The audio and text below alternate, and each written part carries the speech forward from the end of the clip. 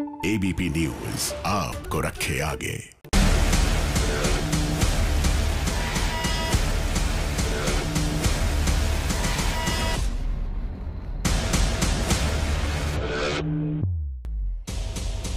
नमस्कार, आप देख रहे हैं एबीपी न्यूज। आपके साथ हूं मैं रुबिका लियाकत। हुंकार में आप सभी का बहुत बहुत स्वागत है। आप जानते हैं आज बहुत महत्वपूर्ण दिन है। 35 दिनों के बाद किसान जो कि आंदोलन कर रहे हैं लगातार, आज प्रधानमंत्री नरेंद्र मोदी के 2 कैबिनेट मिनिस्टर्स से मुलाकात करेंगे। आंदोलन कर रहे हैं ये किसान, उसके समाधान के लिए आज 7वें दौर की ये बातचीत है, ये बैठक है। दिल्ली के विज्ञान भवन में चल रही बातचीत में इस बार थोड़ा अंतर ये है कि सरकार के मंत्रियों और किसानों के प्रतिनिधियों ने एक साथ खाना खाया। किसान अपने लिए जो खाना लेकर आए थे उसी में से मंत्रियों ने भी खाया। बातचीत में क्या हुआ इसके लिए हम इंतजार कर रहे हैं और बेसब्री से इंतजार कर रहे हैं, क्योंकि क्या वहां से निकल कर आता है ये आगे की दशा और दिशा दोनों तय करेगा। बातचीत अच्छे माहौल में हो रही है, अभी तक ये ऐसा लग रहा है। इस कड़ाके की ठंड में 35 दिनों से किसानों का इस तरह सड़क पर आंदोलन करना बहुत कठिन है। हम भी इस बात को समझ रहे हैं, परख रहे हैं। हजारों किसानों के लिए ये किसी तपस्या से कम नहीं है। उधर आंदोलन की वजह से दिल्ली और एनसीआर में रह रहे लोगों को भी बहुत कठिनाई हो रही है। उद्योगों को हर दिन हजारों करोड़ का नुकसान हो रहा है। अलग बात है ये। ऐसे में अगर कोई मुझसे न्यू ईयर का आपका इस बार का रेजोल्यूशन या ऐसी कोई विश क्या होने वाली है, तो मैं यही कहूंगी कि ये आंदोलन खत्म हो जाना चाहिए और ऐसा समाधान निकलना चाहिए जिससे किसान खुशी खुशी अपने घर लौट सके। तो 2020 का मेरी जो विश है वो 50-50 का फॉर्मूला है। अब देखना यह है कि आज की बातचीत से मेरी ये इच्छा पूरी होती है कि नहीं होती है। आज की हुंकार किसानों के इसी मुद्दे पर, लेकिन मैं चाहती हूं पहले आप इस रिपोर्ट को देख लें।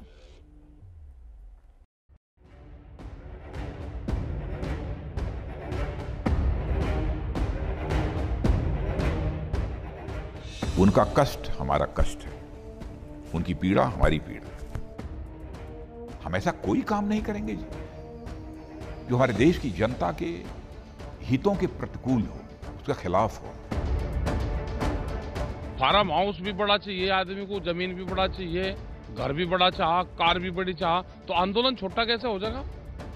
आंदोलन भी बड़ा होगा।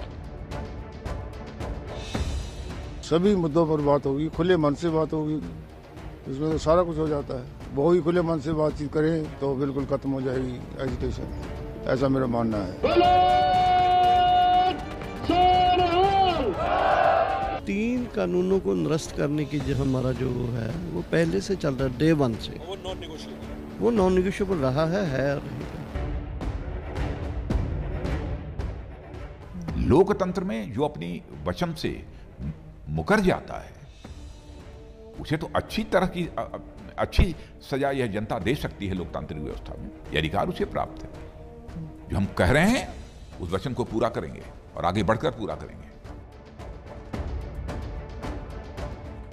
मुझे तो आशा नहीं लगती कि भारत सरकार इच्छुक है इस समस्या का निदान करने के लिए, क्योंकि अगर किसानों की बात मानती हैं तो उद्योगपति नाराज होते हैं। वो किसी भी सूरत में बर्दाश्त सरकार नहीं कर सकती है। किसान माँ की कोख से ही पैदा हुआ हूँ, किसान का बेटा हूँ, तो कम से कम किसानों के हितों के प्रतिकूल हम लोग कोई काम नहीं कर सकते। हमारे प्रधानमंत्री मोदी जी भी गरीब माँ की कोख से पैदा हुए हैं। बातचीत करने के लिए जो खास मेहमान हमारे साथ जुड़ चुके हैं उनसे मैं आपका तारुफ करवा देना चाहती हूं। हमारे साथ संबित पात्रा जुड़ चुके हैं जो कि प्रवक्ता हैं बीजेपी के। डॉक्टर पात्रा, बहुत बहुत स्वागत है आपका।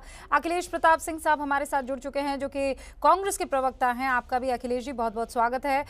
पवन खटाना साहब इस वक्त आपको दिखाई दे रहे हैं जो भारतीय किसान यूनियन के नेता हैं। बहुत बहुत स्वागत है पवन जी आपका भी। और विजय सरदाना साहब जुड़ चुके हैं हमारे साथ जो कि अर्थशास्त्री। विजय जी आपका भी बहुत बहुत स्वागत है। संबित, आज की जो विश थी मैंने बहुत खुलकर ईमानदारी से बताई कि 2020 में मेरी ये विश है कि 2021 में ये 50-50 का फॉर्मूला देखूं। क्या आज ऐसी कोई खबर आएगी? क्योंकि लोग ये कह रहे हैं कि आज तो मिले ही बिछड़ने के लिए।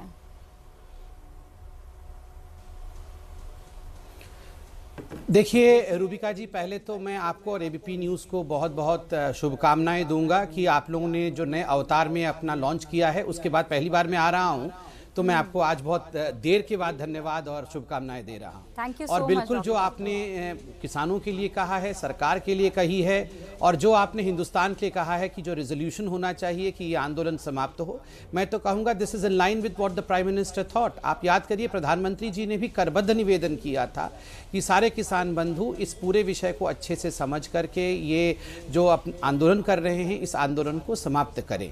और राजनाथ सिंह जी ने भी कल बहुत अच्छे तरह से इंटरव्यू में किसानों का जो है सम्मान किया है। हम सब चाहते हैं कि किसान अपने घर जाएं, न्यू ईयर अपने घर में मनाएं, और बिल्कुल कड़ाके के ठंडे में किसी प्रकार का असर उनके खराब असर उनके सेहत पर ना पड़े। देखिए, आज बातचीत भी हो रही है, और जैसे आपने कहा 6 राउंड बातचीत पहले हो चुकी थी, ये 7वें राउंड की बातचीत थी। मैं भी आशा करता हूं कि ये बहुत शीघ्र ही इसका समाधान निकलेगा।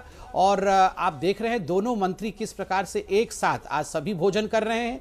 मुझे लगता है ये अच्छे नतीजों का जो है सूचक है। एक साथ भोजन करना, अभी सेल्फी भी चल रही थी वहाँ, किसान और मंत्री एक दूसरे से सेल्फी भी ले रहे थे। मुझे लगता है एक खुशनुमा माहौल है वहाँ पर, और मैं ईश्वर से प्रार्थना करता हूँ कि हमारे अन्नदाता भी और हमारी सरकार दोनों एक नतीजे तक पहुंचे और ये जो आंदोलन है ये समाप्त हो। ठीक है, पवन खटाना जी, क्या लगता है आपको? खुशनुमा माहौल दिख रहा है, सेल्फी खींची जा रही है पवन जी, साथ में खाना खाया जा रहा है। जो किसान अपने घर से खाना लेकर आए थे, दोनों मंत्री कह रहे हैं कि हम उसी में से खा लेंगे, और इनफैक्ट खाया भी। रूबिका जी, ये तो धन्यवाद की बात है। सरकार ने आज पहली बार ये माना तो सही कि देश के किसान हैं और इनका अन्न हमें खाना चाहिए। अब से पहले तो ये मान रहे थे कि ये देश के किसान ही नहीं है, ये तो पिज्जा खाते हैं, ये तो कड़ी पकौड़ा खाते हैं। आज उन्होंने ये माना कि जो भी ये खाते हैं वो अच्छा खाते हैं, हमें भी इनके साथ खाना चाहिए। बड़ी खुशी की बात है। और देश का किसान तो खुले मन से पहले ही कह रहा है कि जो आप बिल लेकर के आए वो बिल हमारे पक्ष में नहीं है, इनको आप वापस ले लो और हमारे साथ बैठ करके ड्राफ्ट तैयार करो, दूसरा बिल ले आओ। इसमें कौन सी बड़ी बात है? एमएसपी पर कानून बना लो, इसमें कौन सी बड़ी बात है? देश का किसान न्यूनतम मांग रहा है, हाईएस्ट थोड़ी मांग रहा है, एमआरपी नहीं मांग रहा। वो न्यूनतम कह रहा है, मुझे न्यूनतम दे दो आप। अगर मेरी न्यूनतम की गारंटी सरकार कर देगी, इसमें कौन सी बुरी बात है? अगर देश के प्रधानमंत्री जी ये कहते हैं कि मैं देश के किसान की आमदनी दूनी करूंगा 2022 तक, तो उसका कारण क्या है? आमदनी दूनी इस तरीका से होगी क्या कि एमएसपी 1975 हो गेहूं और 1100 गेहूं बिकेगा तो क्या आमदनी दूनी हो जाएगी? डीजल के रेट बढ़ेंगे, बिजली के रेट बढ़ेंगे, खरपतवार के रेट बढ़ेंगे, तो क्या आमदनी दूनी हो जाएगी? आमदनी दूनी जब होगी जब उसकी फसल का उचित मूल्य उसे मिलेगा। उसको एमएसपी जो सरकार घोषित कर रही है उससे कम पर खरीदारी नहीं होगी, तभी तो आमदनी दूनी होगी। यहाँ बैठा कोई एक शख्स ऐसा नहीं कह सकता है जो बात आप कह रहे हैं उसमें जरा भी कोई इधर उधर नहीं कर सकता है। संबित पात्रा, जवाब दीजिए। देखिए, अब मैंने आपको आरंभ में जब अपना ओपनिंग स्टेटमेंट दिया, मैंने अपने इंटेंशन को सामने रखा कि हम चाहते हैं कि इस बातचीत नतीजे तक पहुंचाया जाए और किसानों का मंगल हो। देखिए, 2-3 बातें यहाँ पर उभर के आ रही हैं। एक तो एक मन बना के एक जिद के साथ अगर कुछ लोग बैठ जाएं कि नहीं कानून ही रिपील होगा और कोई रास्ता नहीं है, तो आगे का राह कैसे रहेगा? रूबिका जी, आप बताइए, क्या एकमात्र यही तरीका है कि कानूनी हटा दिया जाए? आज सरकार ने कहा है बिंदुवार चर्चा करिए, जो भी आपकी दिक्कतें हैं उन दिक्कतों को हम प्रावधान लाकर, हम संशोधन लाकर ठीक कर रहे हैं। एमएसपी पे आपको गारंटी चाहिए, हम एमएसपी पे गारंटी लाएंगे। आप कह रहे हैं कि जमीन जो है वो कोई ले ना ले, उस पे सरकार ने कहा है बिल्कुल जमीन पे कोई कॉन्ट्रैक्ट नहीं होगा। आपने कहा कोर्ट जाने की इजाजत होनी चाहिए, पहले एसडीएम कोर्ट था। सर एक सेकंड मैं बता लूं सर, गारंटीड प्राइस अगर मंडी से बाहर बेचते हैं तो गारंटीड प्राइस होगी, इसके ऊपर सरकार ने लिखित आपको आश्वासन देने की बात भी कही है। ठीक उसी प्रकार मंडी बंद नहीं हो, बाहर टैक्स लगाया जाए, ये जो बातें कही हैं उस पर आज चर्चा हो रही है। मगर मैं एक सवाल पूछता हूं, आप कह रहे हैं कि ये जो चर्चाएं हो रही है 3 बिलों को लेकर हो रही है। मुझे यहां बैठा कोई भी बुद्धिजीवी 3 बिलों में ये 3 प्रावधान जो अभी हमारे पवन खटाना जी ने बताया वो दिखा दे। एक, इन्होंने कहा डीजल प्राइस, इनका एक डिमांड है कि जो डीजल प्राइस है वो एग्रीकल्चरल यूज के लिए 50% स्लैश कर दिया जाए। ये इन तीनों बिलों से डीजल प्राइस का क्या लेना देना है? नंबर 1। नंबर 2, इन्होंने कहा इलेक्ट्रिसिटी का प्राइस, ये चाहते हैं कि मैं एक सेकंड मैं जवाब दूंगा। रूबिका जी, मैं 3 चीज कह दूं। पवन जी एक सेकंड, मैं आपकी अनुमति से पवन जी एक सेकंड, फिर मैं विजय जी और अखिलेश जी आपके पास भी आऊंगा। 2 पॉइंट और जोड़ देता हूं। देखिए, एक इनका डिमांड आज रखा गया है, इलेक्ट्रिसिटी प्रपोज्ड अमेंडमेंट बिल 2020 को रिपील कर दिया जाए। ये तीनों बिलों के साथ इलेक्ट्रिसिटी प्रपोज्ड अमेंडमेंट बिल 2020 का कोई लेना देना नहीं है। थर्ड इनका डिमांड है repeal the commission on air quality. ये तो एनजीटी और सुप्रीम कोर्ट के कहने के बाद ऑर्डिनेंस लाया गया कि एनसीआर में एयर क्वालिटी खराब हो रहा है, उसको ठीक कैसे किया जाए। देखिए, ये जो लिबरल हैं, मैं इनको पवन खटाना जी को नहीं कह रहा हूं, ये जो योगेंद्र यादव इत्यादि हैं, जब एयर क्वालिटी खराब होगा तो ये एक बच्चे को पकड़ के लाएंगे, कहेंगे देखो जी मेरा बच्चा कितना मासूम है, ये एयर क्वालिटी खराब हो गया, मैं बच्चे को लेकर लंदन जा रहा हूं क्योंकि इंडिया तो रहने लायक नहीं है, हमारे बच्चे कैसे रहेंगे, यहां की हवा खराब हो गई है। अब ये योगेंद्र यादव कह रहे हैं कि एयर क्वालिटी कमीशन जो है उसको आप रिपील कर दो कि पोल्यूशन का मेजरमेंट ही नहीं होगा और कोई पनिशमेंट नहीं दिया जाएगा पोल्यूशन के कारण। अरे ये तो सुप्रीम कोर्ट ने कहा था, इसका इन 3 बिलों से क्या लेना देना है? पवन जी अब जवाब दीजिए आप, और उसके बाद मेरे 2 और मेहमान। हाँ रूबिका जी, पहली बात तो मैं ये कहना चाहता हूं, जिसको संबित पात्रा जी बड़े विद्वान प्रवक्ता हैं बीजेपी के, इनको ये जानकारी होनी चाहिए कि अगर आप कल को कोई और बिल लेकर के आते हो जो बिजली के लिए लेकर आते हो, तो उस पर फिर से हमें पंजाब से चलना पड़ेगा, उत्तराखंड से उत्तर प्रदेश से चलना पड़ेगा, फिर हमें 10-10 फीट गड्ढों से निकल करके फिर आंदोलन पे आना पड़ेगा। जो आप बिल लेकर के आ रहे हैं, हम पहले ही कह रहे हैं कि ये बिल आप ना लेकर के आए, इससे देश का किसान खत्म हो जाएगा। जो आप डीजल के लिए आप कह रहे हैं तो डीजल का रेट बढ़ता है तो उसके लिए हम कमिटमेंट करने के लिए तैयार है, ये पहले मांग ही नहीं थी। हमें ये बता दीजिए मांग कौन कौन सी हमें लेकर के आनी है और फिर आंदोलन नहीं करना। आंदोलन अगर आज हम करते हैं और यहाँ पर बैठे हुए हमने 4 डिमांड की हैं, मात्र एक डिमांड हमारी ये है कि एमएसपी से कम पर हमारी खरीदारी ना हो। एमएसपी जारी रहना सवाल नहीं है, एमएसपी से कम पर खरीदारी नहीं हो। संबित जी आप एक बार बता दीजिए, जो भी बड़े उद्योगपति पूंजीपति है वो अपना एमआरपी तैयार करते हैं, हमारी एमएसपी आप तय करते हैं और उससे कम पर अगर हमारी खरीदारी होती है तो क्या ये अच्छा है? सरकार तो एमएसपी से कम से नहीं खरीदती ना। अगर सरकार एमएसपी से कम पे नहीं खरीदती तो वो कौन लोग हैं जिनको आप फायदा पहुंचाना चाहते हैं? दूसरा जो आप ये कह रहे हैं कि किसान अपनी बात कहने के लिए जिन बिलों पर आए हैं उन पर चर्चा करें, ये कौन सी बात है कि भाई बिल वैसे वापस ले लें? आप ये कहते हैं कि हम बिल वापस लेंगे नहीं, एमएसपी पर हम कानून बनाएंगे नहीं, तो हम क्या कहेंगे? हम कहेंगे बिल वापस लो, एमएसपी पर कानून बनाओ। आप अगर ये कहते हैं कि हमको समझा दो, तो ये सब कुछ पूरे किसानों ने बैठ करके आपको समझाया, आपने ये माना कि 15 बिंदुओं में से 9 बिंदु वाकई ही एक बिल में गलत हैं, तीनों बिलों में 27 बिंदु गलत हो जाते हैं। अगर तीनों बिलों में 27 बिंदु गलत हो जाते हैं तो सरकार को क्या इसका नाक का सवाल बना दिया सरकार ने कि हम इसको वापस नहीं लेंगे? अरे आप किसान की सरकार हो, आपको हमने चुना है, हमें सरकार नहीं बदलनी, हमें सरकार की नीति बदलनी है। 2 और मेहमान यहाँ पर लड़ाई नहीं है, हमारी सरकार की नीतियों से लड़ाई है। ठीक है, मैं इस बात को समझ रही हूँ पवन खटाना जी, मैं आपकी इस बात को समझ रही हूँ। आप ये कह रहे हैं कि सरकार जिद पर अड़ी है। सवाल ये भी उठ रहे हैं कि क्या हमारे किसान भाई भी इस जिद पर नहीं अड़ गए कि नहीं आप तो तीनों कानून वापस ले लीजिए, क्योंकि एमएसपी पर कानून तो कभी था ही नहीं, ना आज है ना कल था, आने वाले का मुझे नहीं पता है, लेकिन कानून कभी नहीं था। यही तो बात है, जब था नहीं तो फिर बदलाव क्या? आज तक था ही तो नहीं, इसीलिए तो हम कह रहे हैं कि अब होना चाहिए। अरे आज तक हम लुटते पिटते रहे, इसीलिए तो हम कह रहे हैं कि हमारे लिए कानून लाइए, जो कानून हमें चाहिए उसे आप देना नहीं चाहते, जो हमें चाहिए नहीं उसे आप देना चाहते हैं। पवन जी, मेरे 2 और मेहमान अर्थशास्त्री हैं, विजय सरदाना जी, मैं चाहती हूँ पहले वो अपनी बात रखें और फिर अखिलेश जी आपके पास आऊंगी। विजय जी, सुना आपने पवन खटाना ने कहते ना जितने शब्दों में पूरे के पूरे मसले को कहा जा सकता है वो कह दिया उन्होंने, कम शब्दों में बेहतरीन ढंग से किसानों की क्या परेशानी है उन्होंने समझा दिया। आप बताइए, आप क्या मांग रहे हैं? किसान यही तो कह रहा है कि दे दो हमारा एमएसपी हमको। बिल्कुल सही कह रहे हैं पवन जी। देखिए, मैं हमेशा एक बात कहा रहा जी, इस देश में 70 साल में किसान गरीब का गरीब रहा, बिचौलिए अमीर होते गए। क्या ये सिस्टम सही था? जिसने मेहनत करी, जिसने अन्न उत्पादन किया, वो तो रहा गरीब, और जो बिचौलिए उसका माल लेके प्राइवेट कंपनियों को बेचते रहे, आपको और मेरे को बेचते रहे बाजार में, वो अमीर होते गए। क्या ये सिस्टम सही था किसानों के लिए? नहीं था। तो क्या तरीका था? तरीका यही था कि भाई जो बिचौलिया कमीशन रख रहा है, मुनाफा रख रहा है, क्या हमें किसानों को ये नहीं कहना चाहिए कि भाई साहब अब आप बिचौलियों की जगह सीधा विजय सरदाना, रूबिका लियाकत या जिसको भी माल बेचना चाहे बेचें, क्योंकि आपका हक कोई और मार रहा है बीच में। सरदाना जी आप विशेष आप मेरी बात पूरी होने दो, मेरी पूरी बात खटाना साहब, पूरी बात देखिए, मेरी पूरी बात नहीं हुई। मुझे कहाँ बेच के आना है? अरे मेरी मंडी बता दो। मंडी क्यों जाओ? मैं क्या डाइवर्ट मत करो मुद्दे को। देखो आपने आवश्यक नियम बनाया, आपके बीच में नहीं बोला, दो क्या आपके बीच में नहीं आया। चिप्स मैं बनाऊंगा, पूरी बात आपने सुनी, किसान चिप्स बना करके आप पूरी बात नहीं सुनोगे ना, पूरी बात सुन लो। नहीं तो बताइए, पूरी बात करिए। नहीं तो आप डाइवर्ट मत करो मुद्दे को।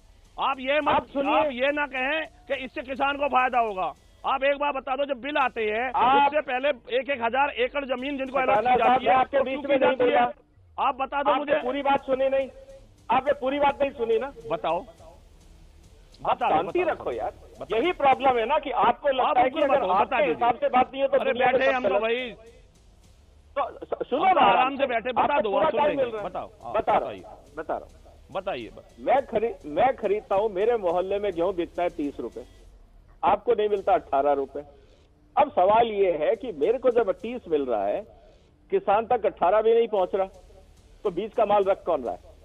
रास्ता ये है, ये नहीं है कि मंडी या वो, कुल मिला के बात ये है कि जो कंज्यूमर पैसा दे रहा है उसका ज्यादा से ज्यादा हिस्सा किसान तक कैसे जाए।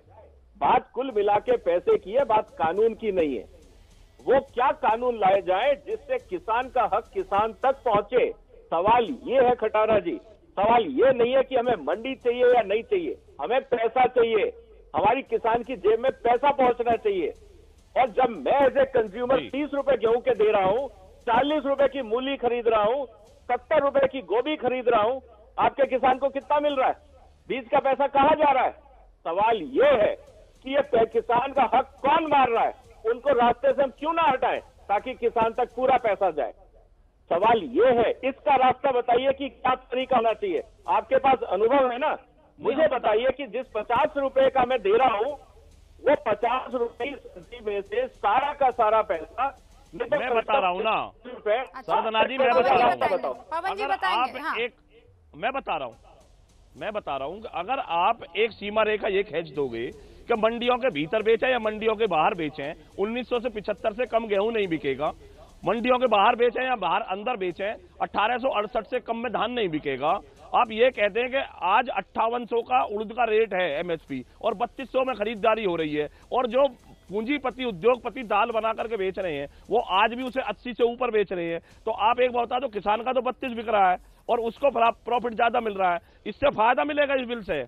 इस बिल से नुकसान होगा। आपने भंडारण की क्षमता छोड़ दी। आप एक बार बता दो, अब से पहले प्याज पर रेट बढ़ा, आपने दबाव दिया, प्याज को मार्केट में लेके आए और मार्केट में आने के बाद में रेट डाउन हुए। जो आज 1,000 एकड़ 10,000 एकड़ जमीन पर बड़े बड़े अपने वो बना रहे हैं स्टोरेज, तो वो वहां पर प्याज डंप करने के बाद में उन पर ये सरकार दबाव तो देगी नहीं, फिर उनकी मर्जी होगी ना, वो अपने हिसाब से बेचेंगे। किसान से तो 2 रुपए किलो में ली जाएगी, किसान से 2 रुपए किलो में ली जाएगी, और उपभोक्ता तक सरदना जी तक और रूबिका जी के जो पहुंचेगी वो वही 150 रुपए किलो में पहुंचेगी। हमारा दूध कोरोना टाइम में 25 रुपए किलो और आपको 60 रुपए किलो मिल रहा है। जवाब ले लो। ठीक है, समझ में आया।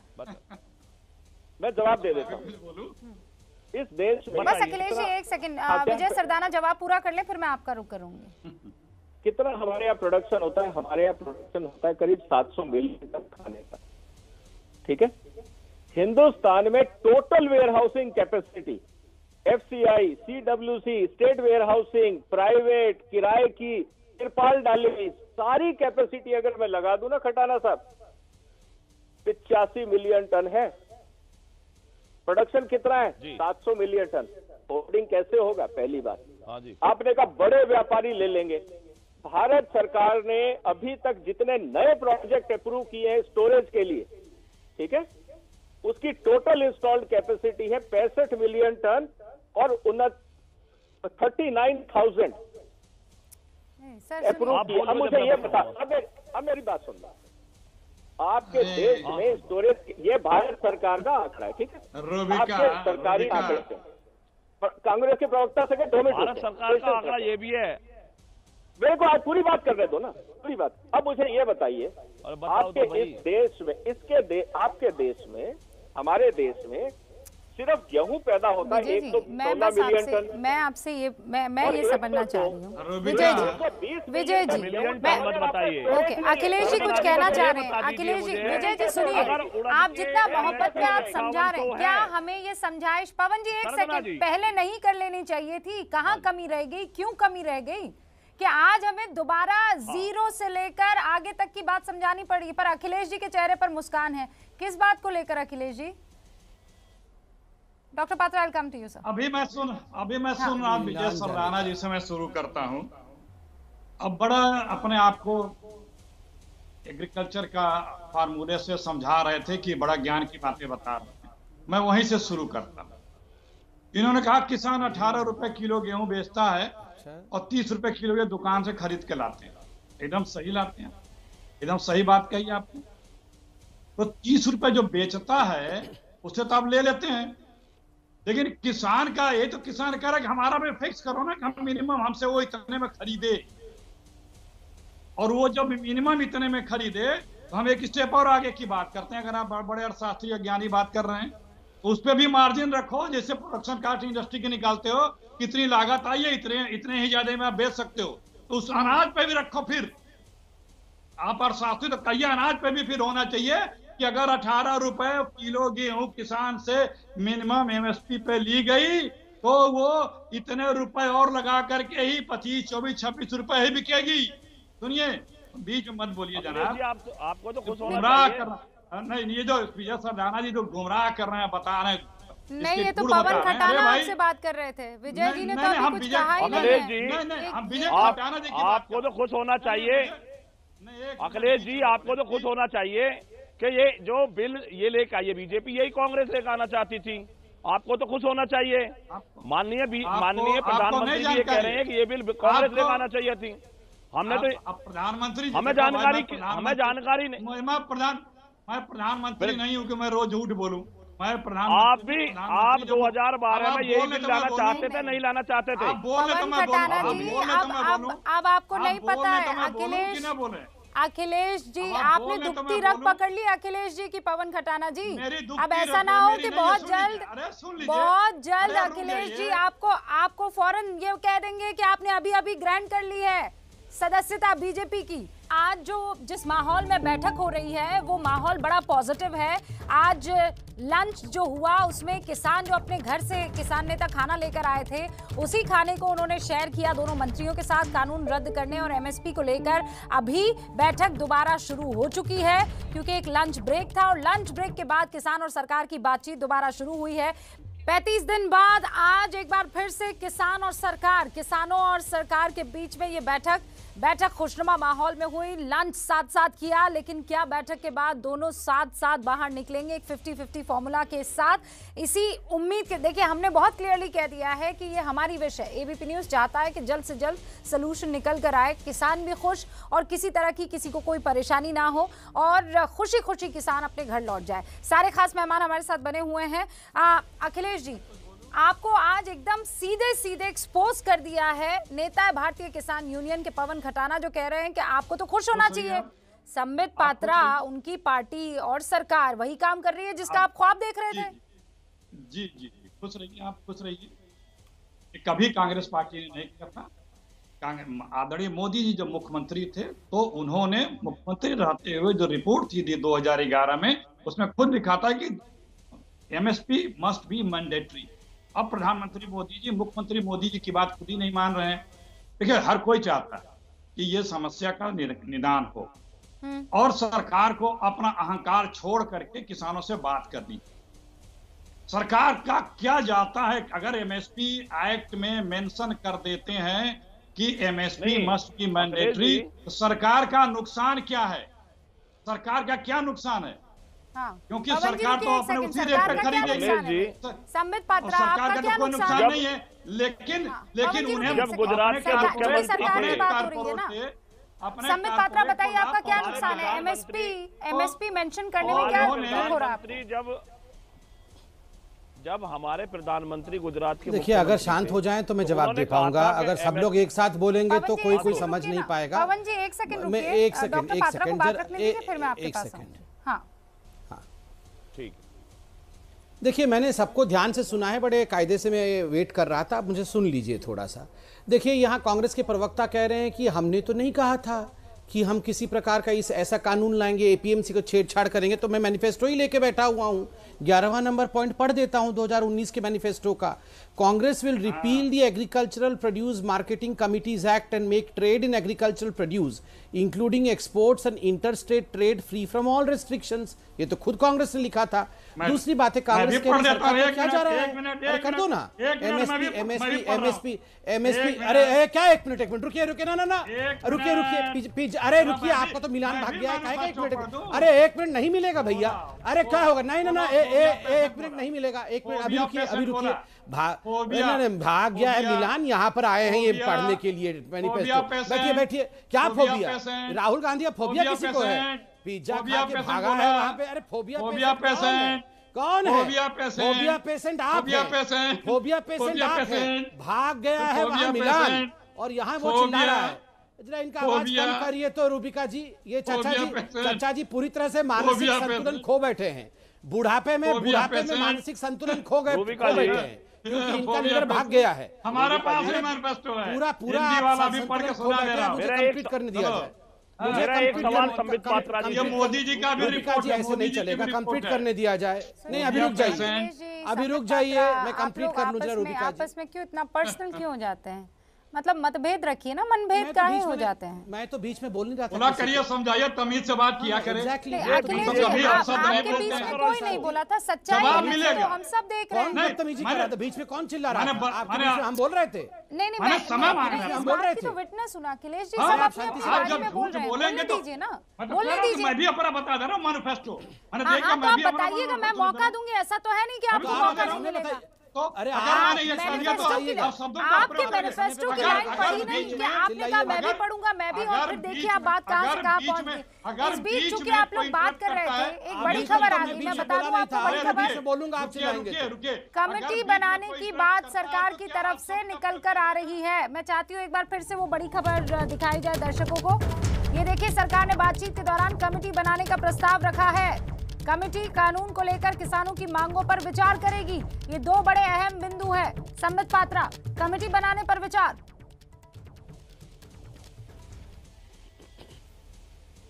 देखिए, बातचीत अभी चल रही है। बातचीत के बाद हमारे तोमर जी और पीयूष गोयल जी बाहर आके जरूर आप लोगों से मुखातिब भी होंगे और जो भी चर्चाएं हुई हैं उस विषय में बताएंगे।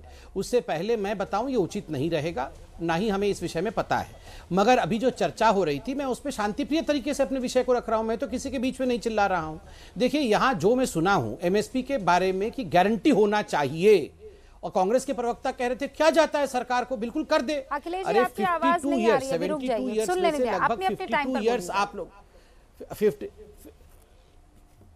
72 ईयर्स में से 52 ईयर्स लगभग कांग्रेस की सरकार रही। किया जाता था कांग्रेस को, जिस दिन भारत आजाद हुआ उसी दिन कर देते आप। आपने अभी तक किया नहीं, अब आप चाहते हैं हम कर दे। ठीक है, बातचीत हो रही है, करेंगे। मैं एक बात पूछना चाहता हूं, ये सब कुछ अभी हमारे किसान भाई पवन जी भी कह रहे थे, भविष्य में आप इलेक्ट्रिसिटी का बिल लाएंगे तो क्या हम पंजाब से फिर से चल के आएंगे, गड्ढे में गिर के रोड में फिर से आएंगे? इसलिए हम अभी से आंदोलन करेंगे। देखिए, आप बताइए, तीनों बिल के बारे में चर्चा करने के लिए कोई प्रस्तुत नहीं है। मतलब जो प्रावधान बिल में नहीं है, इलेक्ट्रिसिटी को लेकर हम भविष्य में चलना पड़ेगा, बस पकड़ना पड़ेगा, ट्रेन पकड़ना पड़ेगा, उससे अच्छा है हम आए हैं तो अभी काम करके जाएंगे। कांग्रेस बिजली बिल, संबित पात्रा जी, आप मेरी बात 2020 में आप विद्वान हैं, तो इसका मतलब ये नहीं है सर, जो आप बात कहेंगे वही सब पवन जी, आप पवन जी आप भी, मैं आपको सम्मान के साथ पूछ रहा हूं। पवन जी सुनिए पवन जी, पवन जी आप पहले सुनो। पवन जी मेरी बात सुनो, एक बात आप मुझे बता दो पवन जी, फिर मैं आपकी बात सुनता हूँ। नहीं, पवन जी, मैं आपसे हाथ जोड़ के एक बात हाथ जोड़ के मैं पूछता हूं, ये तीनों बिल में बिजली का बिल बीच में कहां से आया? आप तो बोल रहे हैं ये तीनों बिल रिपील कर दो, हम घर चले जाएंगे, मगर आप बोल रहे हैं नहीं, ये तीनों बिल तो अलग है, आप बिजली का बिल भी रिपील करो और डीजल में भी 50% छूट दे दो, तब हम मानेंगे। और फिर बोल रहे हैं कि जो एनसीआर की एयर क्वालिटी है उसके कमीशन को भी हटा दो। तो ये सपोज करो, मैं आपको एक उदाहरण दे रहा हूं, सपोज करो ये तीनों बिल सरकार आज हटा देती है, तो एनसीआर का जो पॉल्यूशन बढ़ रहा है वो सबसे ज्यादा जो कोठियों में एसी चल रहे हैं उनसे बढ़ रहा है। आप हटाओ ना एसी, ये पराली से बढ़ रहा है, ये उनसे बढ़ रहा है जो एसी चल रहे हैं आपकी कोठियों में। एसी हटा दो, हटाओ ना आप एसी, किसान थोड़ी रह रहा है एसी में। सबसे ज्यादा आप जानकारी अरे कराइए। अखिलेश जी, आप सोनिया कहते हो गांधी की गंगा कोठी से स्वच्छ एसी कराएंगे। हटाओ। अरे अखिलेश जी, सोनिया गांधी की हटा दो। कोठी से एसी हटाओ। अभी अभी अभी हटाता हूँ। अभी हटाओ। अखिलेश जी, हाँ अभी हटा रहे और दूसरा अखिलेश जी, सुनिए। जरा जाना। अभी सुनिए अरे हटा रहे, संबित रुको ना। पात्रा जी। अरे अखिलेश जी, संबित जाओ जाओ पात्रा जाओ, जी, सोनिया सुनिए। जी कोठी से अभी जा रहे अखिलेश जी जा रहे। वो सबसे ज्यादा एसी सोनिया गांधी की कोठी में लगा हुआ है। अरे सोनिया गांधी की कोठी से एसी हटाओ, एसी हटाओ हटाओ हटाओ, एसी हटाओ सोनिया गांधी की कोठी से। राहुल गांधी तो है नहीं मिलान में, वो 5 एसी राहुल के कोठी में चल रहा है। अभी हटाओ। अरे अरे अरे कैमरामैन जरा अखिलेश जी को घर भेजना, वो जरा उनको घर भेजो, वो जाके कोठी से एसी हटाएंगे। अभी अभी अभी अभी अभी अभी अभी अभी आप सुन लीजिए। राहुल गांधी अब कौन आप सा जवाब पेशेंट दे है, दो, क्या जवाब दे चाहिए दो। उसको मिलान में हर सुनिए। महीने क्या भागता है? संबित जी। अरे सुनो सुनो, अरे सुनो अरे आप अखिलेश किसी और भाई, की भी सुन ले राहुल लो। गांधी कौन चीज 7 का साल पेशेंट से है? आपकी सुन क्या रहे हैं चाहिए हम। उसको इटली में? मिलान में क्या चाहिए उसको? हर महीने क्या चाहिए? क्या चीज के लिए भागता है मिलान? वो तो बताओ क्या चाहिए? वो किस चीज का पेशेंट है? किसकी लत लगी हुई है जो हर महीने उसको मिलान जाना पड़ता है? बताओ जरा। आपने तो हमें फोबिया कह दिया, आप बताओ। नहीं बताओ पहले, क्या चीज का लत लगा हुआ है राहुल गांधी को जो हर महीने बिना मिलान और बैंकॉक जाए वो रह नहीं पाता है? बताओ जरा। यहाँ किसानों के बारे में बात करके भाग गया है वहां पे मिलान पिज्जा खाने के लिए, और यहाँ चच्चा जान बैठ के फोबिया फोबिया फोबिया। अब ये चच्चा जान छोड़ो, आप पवन जी आप बताओ। आपके कौन से मैनिफेस्टो में लिखा हुआ था? से बात कर रहा। आपने कांग्रेस का मैनिफेस्टो पढ़ा, आपने कांग्रेस का मैनिफेस्टो पढ़ा है और 11वां बिंदु पढ़ा है। आप बीजेपी का मैनिफेस्टो पढ़ो 2014 का या 2019 का, उसमें कौन सा लिखा हुआ है कि कृषि कानून में 3 बिल लेके नहीं, हम तो रखे हैं भैया, इसलिए तो हम तो कर ही रहे हैं। प्रधानमंत्री जी ने घोषणा की थी, हम तो कर ही रहे हैं। आपकी आदरणीय सुषमा पवन भाई, हमारा तो बिल्कुल मुद्दा है कि जो मिडिल मैन है, जो बिचौलिया है, वो पैसा कैसे, वो पैसा किसानों तक कैसे पहुंच सके, उसके विषय में हम कटिबद्ध हैं। 2012 की संसद कार्रवाई निकालिए। तो आप बताइए, अरुण जेटली जी ने और सुषमा स्वराज जी ने कहा अरे उसमें तो कपिल सिब्बल जी छाती पीट के रो रहे हैं तो देश का किसान खत्म हो जाएगा। नहीं, उसमें आप बताइए कपिल सिब्बल जी ने क्या कहा था? मैनिफेस्टो में लेकर आते ना, आप बताइए कपिल सिब्बल जी ने क्या कहा था? 70% किसान आपको वोट देता है नहीं देता? उसमें हमने 70% किसान ने वोट इसलिए दिया कि आपके मैनिफेस्टो में ये बिंदु वोट तो दिया है, हमने ये बिंदु मानकर नहीं दिया। 70% ने तो अभी बिहार में भी वोट दिया है। अरे पवन जी, हमने इसलिए नहीं दिया। बिहार में भी आपने वोट दिया, नहीं दिया। आपने अभी आपने हैदराबाद में भी वोट दिया, आपने अरुणाचल में भी वोट दिया, आपने 12 राज्यों, अभी यूपी के अंदर चुनाव हुए। अब आप नहीं, यूपी में मंडी है, यूपी में 7 सीटों में 6 सीट हम जीते हैं। ये तो कांग्रेस पार्टी समाप्त हो गई, 0 मिली है कांग्रेस पार्टी। पानी की बौछार कौन करता है? कटीले तार कौन लगाता है? पानी की बौछार कौन करता है? कटीले तार कौन लगाता है? हर जगह आप रोड शो पश्चिम बंगाल करेंगे, वहाँ कोरोना नहीं है। आप, मैं पूछता हूँ संबित जी, संबित पात्रा जी, मैं आपसे पूछता हूँ, पश्चिम बंगाल में रोड शो में इतनी भीड़ होती है, वहाँ कोरोना नहीं है क्या? और किस लिए रोके किसान? किसान रोड पे क्यों रोके? अरे किसान रोड पे आपने क्यों रोके? बंगाल से क्या लेना देना है किसानों का? Tikri border, Sindhu border, Palwal border, Ghazipur border, क्यों रोके किसान? रोका है? क्यों नहीं आ सकते रोड पर? अरे आपने रोका? अरे योगेंद्र यादव तो बैठे हैं रोड के ऊपर। सुनिए, आप कह रहे हैं कि डीजल के प्राइस की कटौती करिए, आप कह रहे हैं कि इलेक्ट्रिसिटी बिल वापस ले लो, आप कह रहे हैं एनसीआर पॉल्यूशन बिल वापस ले लो। ये इन बिलों का 3 बिलों से क्या लेना देना है? आप कह रहे हैं हम पराली की वजह से एनसीआर पॉल्यूशन बिल का क्या लेना देना है? एनसीआर पॉल्यूशन तो पराली का इन तीनों बिल, एनसीआर पॉल्यूशन हम नहीं कर रहे भैया, सुप्रीम कोर्ट ने कहा है, जिनकी बड़ी ने किया है, उद्योगपति कर रही है। इन 3 बिल में उद्योगपति कर रहे हैं भैया, इन किसान की पराली नहीं कर रही। 3 बिलों में पराली के पवन जी मेरी बात सुनिए, पवन जी मेरी बात सुनिए, पवन जी मेरी, मैंने कुछ 5-6 मिनट आपको नहीं, मैं आप सबको बगैर रोके टोके आप सुनिए मेरी बात। पवन जी 1 सेकंड, डॉक्टर पात्रा, पवन जी, अब पवन जी, मैं कुछ बहुत आम चीजें आपसे जानना चाह रही हूँ। पवन जी सुनिए, पवन जी सुनिए, इस देश को आगे ले जाना है तो हम सबको मिलकर ले जाना होगा ना। तुम ज्यादा खराब काम कर रहे हो, हम कम खराब काम कर रहे हैं, ऐसे तो नहीं चलेगा। मतलब पराली भी जिम्मेदार है, ये बात तो माननी पड़ेगी ना, इससे थोड़ी भागा जा सकता है। और मैं देखिए, मैं इसको हजारों बार कह चुकी हूं और हर बार कहूंगी, मुझे इसे कहने में किसी तरह का कोई संकोच नहीं है कि आप मेरे सामने आए तो मैं सर झुकाकर आपको नमन करूंगी। आप किसानों की वजह से हम लोग यहां पर इत्मीनान से बैठे हुए, मेरा पेट भरा हुआ है, बढ़िया से खाना खा कर आई हूं मैं। रोटी चबा चबा कर खाई है, आप लोगों का शुक्र अदा भी किया है। But tell me one thing ना पवन जी, एक बात तो समझनी होगी, आगे बढ़ने के लिए मुझे नहीं पता कि इस शब्द का कितना बवाल मचेगा, लेकिन किसान को अपनी बाड़ तोड़नी होगी ना, फिर वो आगे बढ़ेगा। ऐसा तो है नहीं कि आप लोग सिर्फ और सिर्फ जो सरकारी मंडियां हैं उन्हीं में अपना धान, अपना फसल, अपनी सब्जियां बेच रहे हैं। आप लोगों को भी तो चाहिए ना कि बढ़िया दाम देने वाला कोई मिले। पवन जी, मैं कहूं, मैं बता रहा हूं, जो आप कह रही हैं रूबिका जी, उसके लिए किसान कब नहीं बढ़ा? किसान को ही बदनाम क्यों किया जाता है? क्या आपके दिल पे, आप अपने दिल पर हाथ रख करके कह दो कि ये प्रदूषण किसान की पराली से ही होता है? आपको दिख रहा है बड़ी बड़ी उद्योग जो लगे हुए हैं इनके, एक भी उद्योग कंपनी पर इन्होंने कोई जुर्माना लगाया आज तक? आज जो गंगा और यमुना की हालात है वो किसान के कारण है। आप बताइए, जो सबसे ज्यादा सुरक्षा दे सकता है, जो सबसे ज्यादा, मैं तो इन 3 कानूनों की बात कर रही हूँ। मैं इन 3 कानूनों की बात कर रही हूँ। संबित पात्रा यही तो बात कह रहे थे ना पवन जी कि ऐसा क्यों हो रहा है।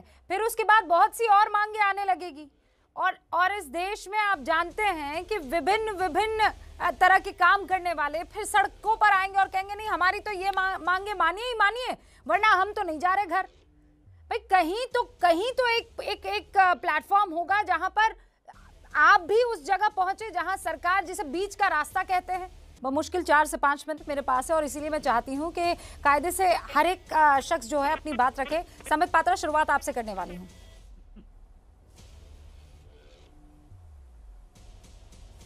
देखिए रूबिका जी, मैं सिर्फ बहुत आदरपूर्वक, यहाँ खटाना जी भी बहुत सम्मानित मेहमान हैं और फार्मर्स भी देश के बहुत सम्मानित हैं, मैं इतना कहना चाहता हूं कि हमें जो मूल मुद्दा है उससे भटकना नहीं चाहिए। 3 कानून के ऊपर चर्चा होते होते आप देखिए धीरे धीरे वो 3 कानून पेरिफेरी में चले गए हैं। डीजल महत्वपूर्ण हो गया है, इलेक्ट्रिसिटी कानून भविष्य में आएगा, उसको अभी से रिपील करो, वो महत्वपूर्ण हो गया है। यहाँ पर ट्रैक्टर 10 वर्ष होने के बाद भी ट्रैक्टर चले, और एक बहुत बड़ा डिमांड है टोल प्लाजा पूरे इंडिया में फ्री कर दिया जाए।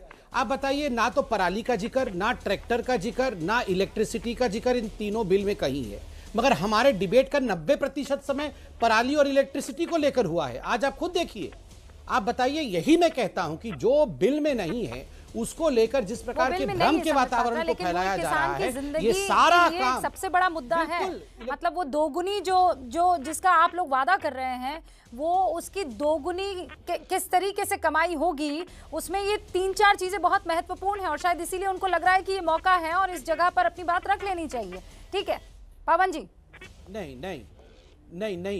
नहीं रूबिका जी, आप बताइए, आप भी किसान हैं, मैं भी किसान हो सकता हूं। टोल प्लाजा फ्री हो हमारे लिए, संबित जी सुन लो, आप कैसे जानेंगे आप किसान है कि नहीं है? अरे संबित जी सुन लो, डीजल फ्री अब सुन लो, आपको भी सम्मान के साथ सुना तो आप भी सुन लो, हम भी आपको सम्मान इस्तेमाल कर रहे हो, आपको कैसे मालूम पड़ेगा? आपके अंदर सबसे अंदर बीजेपी वालों के सबके अंदर कमी ये है कि वो अपने मन की बात बताते हैं, दूसरे के मन की बात सुनते ही नहीं। हम ये कह रहे हैं कि जब सरकार जो बिल लेकर के आती है उससे पहले किसान के साथ नहीं बैठती, जब बिल आ जाता है तब उसके साथ कहते हैं कि अब आप हमारे साथ बैठ लीजिए, कमेटी बना लेते हैं। हम ये कह रहे हैं सरकार को अपनी नीति और नीयत बदलनी पड़ेगी।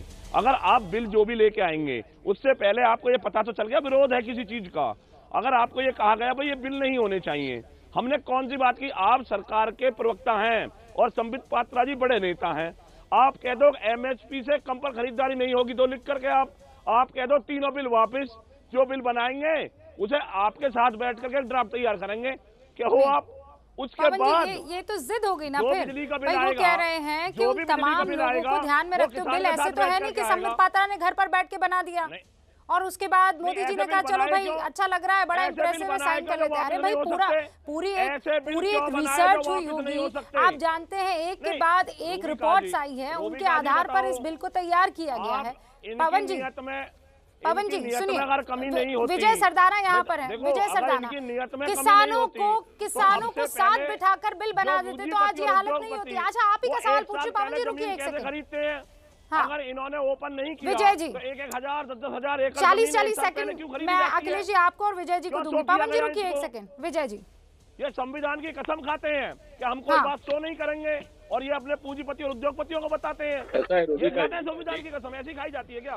पवन जी, आप मैं एक बात कहूँ आपको, ये जो आप कह रहे हैं ना कि ये लोग, अरे हम सब एक हैं, ऐसा मत कीजिए कि एसी इस्तेमाल करने वाले अलग हो गए और आप अलग। हम सब एक ही है ना, हम सब एक ही हैं, एक ही जमीन के लोग हैं। इतना उनके लिए मन में नेगेटिविटी पालना पवन जी ठीक नहीं है। हम कहीं पहुंच नहीं पाएंगे इससे। विजय जी। पवन जी कह रहे हैं चर्चा होता थी, ये नहीं होता। पवन जी दो बातें कहूँ, ये रहे जितनी आज तक कमेटी बनी उनकी समरी रिपोर्ट जो मैंने बनाई, ठीक है, जितनी 2001 से चालू है।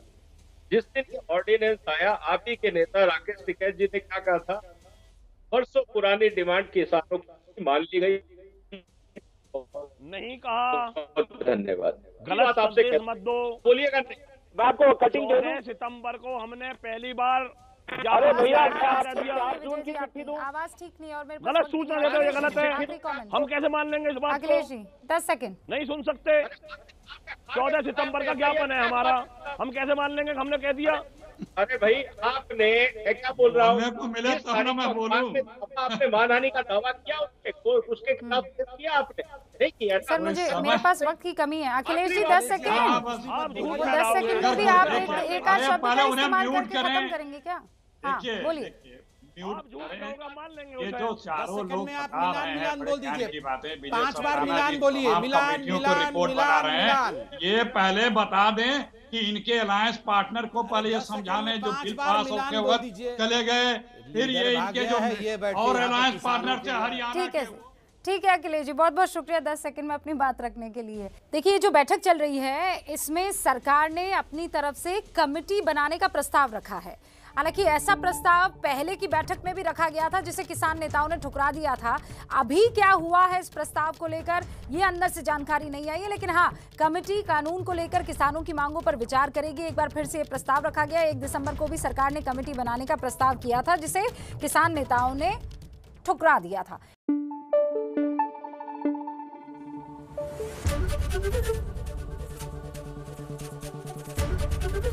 एबीपी न्यूज आपको रखे आगे।